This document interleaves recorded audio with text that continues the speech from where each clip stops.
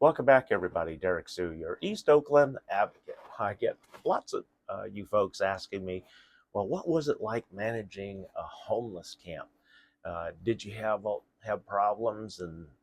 And um, in the the short answer is yes, there was nothing but problems, and um, it was when I set this up.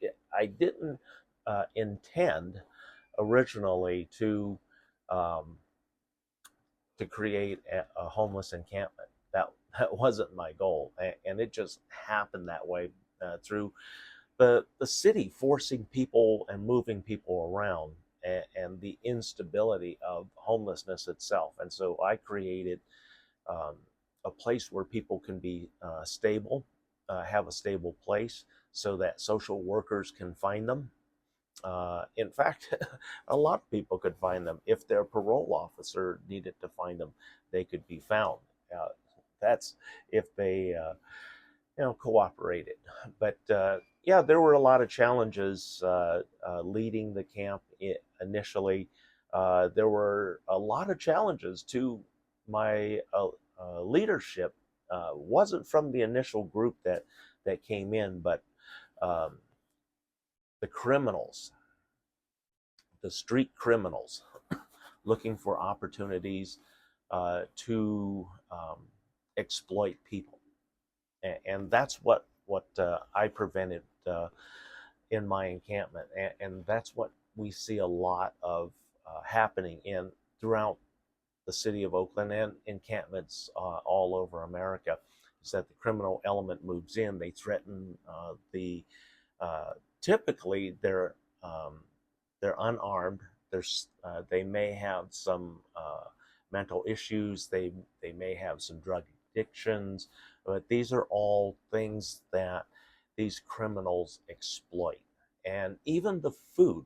When I had my encampment, we were supplying food at no cost, because they were being donated to my encampment for the benefit of everybody in the encampment. And so uh, the criminal element uh, would capitalize on that. And here's how I know, because there was a challenge to my leadership early on, and I spoke to this person who was who was challenging my leadership, and said, I'd be charging $1 for every one of those meals. I said, okay, if you charged $1, what does the dollar do for the encampment? Well, that goes for me because I did all the work. I'm handing the food out. It's like, no, no, no, no. You know, that's not leadership. That's greed. That is greed. That's like Donald Trump. And so uh, the person who spoke that said, "Well, I don't like your leadership, and we need to get rid of you." Meaning violence, because this person was already known for being a very violent character. And what stopped him wasn't my martial arts, because he didn't know about that. It was the gun on my hip. Literally, it was uh, my Glock or my C camp that I carried on my hip at the time.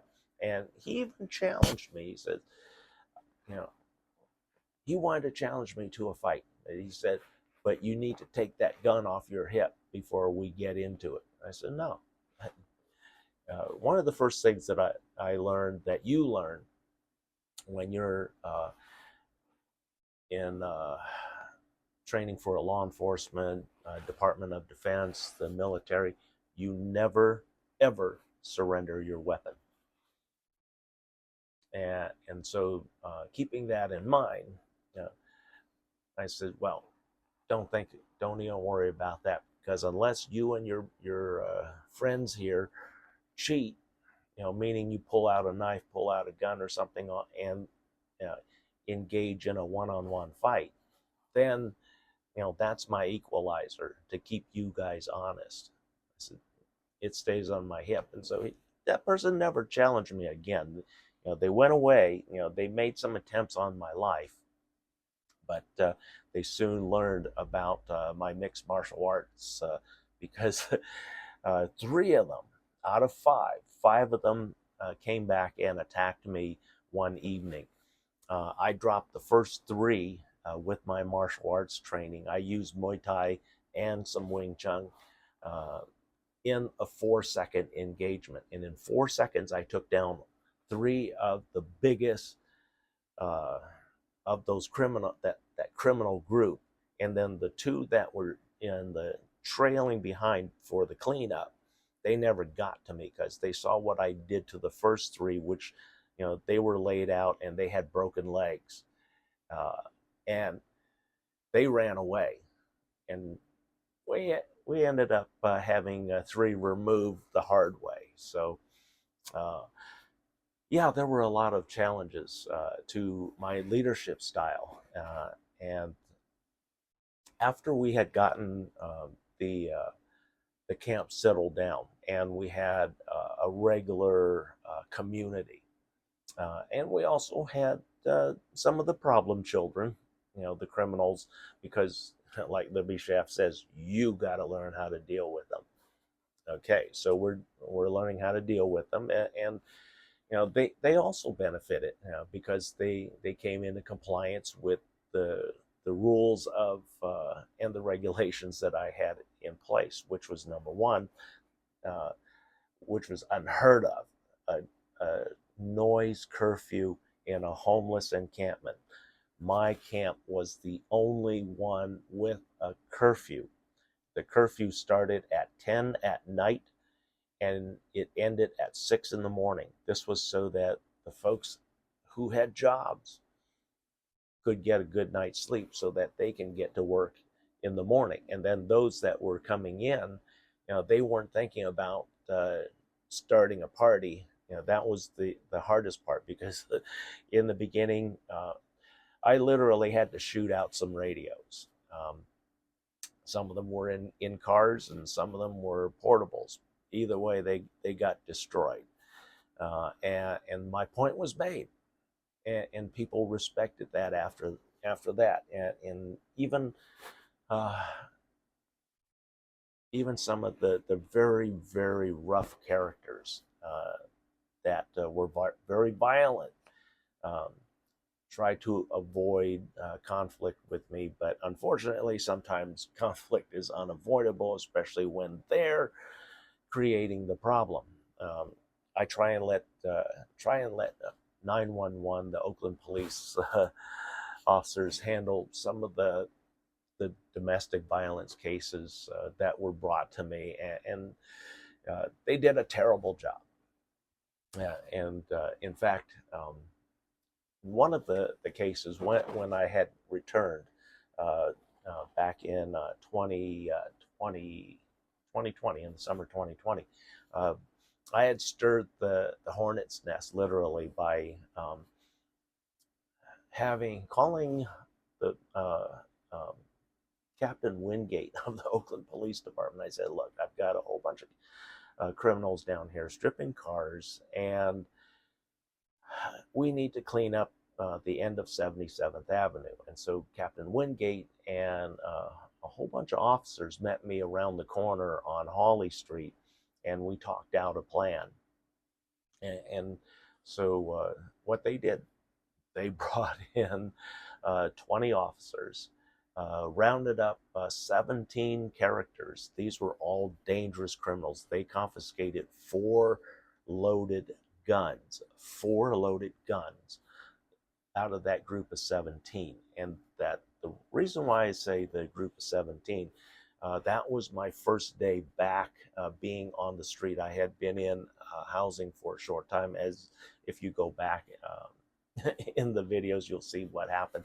But anyway, I came back out because the neighborhood and also the city was asking me to help them clear up that hornet's nest of criminality down there, because they knew it was dangerous. And I had the control of them initially. And then when the stupid city and OPD removed me temporarily, that gave them the foothold to take over the camp, and they did. And so when I came back, I kicked all their asses out of 77th Avenue, all 17.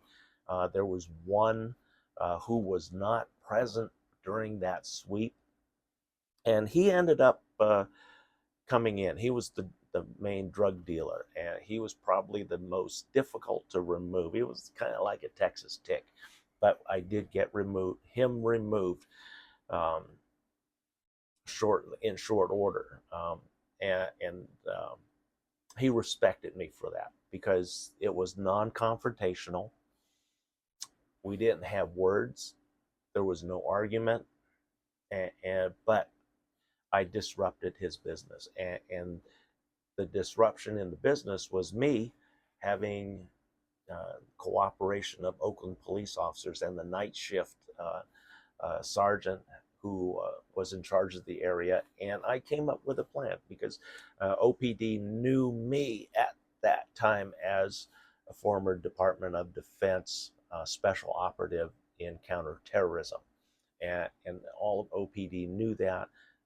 Libby Schaff's office knew that. And so they knew that I had a lot more experience at dealing with these criminals than all of Oakland police officers. So we did a non-confrontational move of that drug dealer. How I did that, I had 2 to 3 police cars come by every night for the next 10 days, because that's how long it took to get rid of this person. And all they did was just come, take their break, which could be anywhere from 10 minutes to half an hour.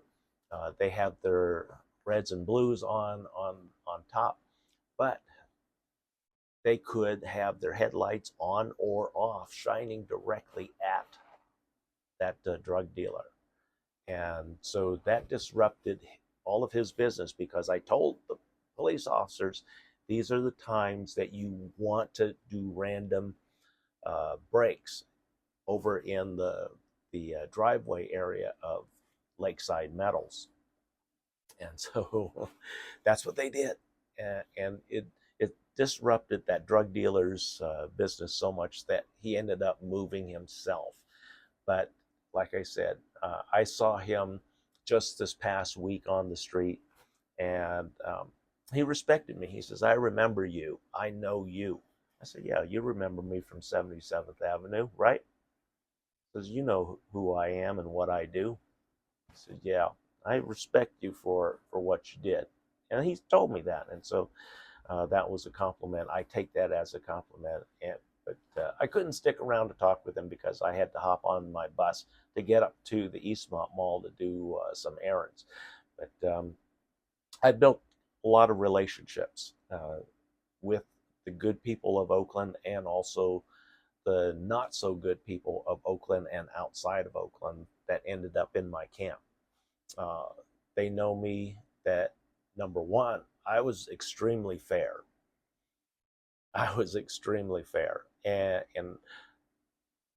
I didn't have any issues with folks.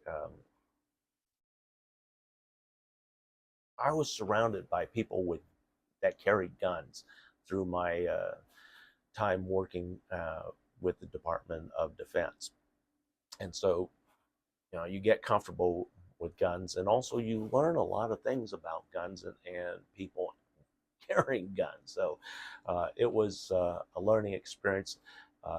This is something that is not easily duplicatable, but this is why I also wanted to be the person who teaches the HOA programs to all of the proposed settlements, proposed permanent settlements throughout Oakland. Thanks for joining me today. We'll be right back.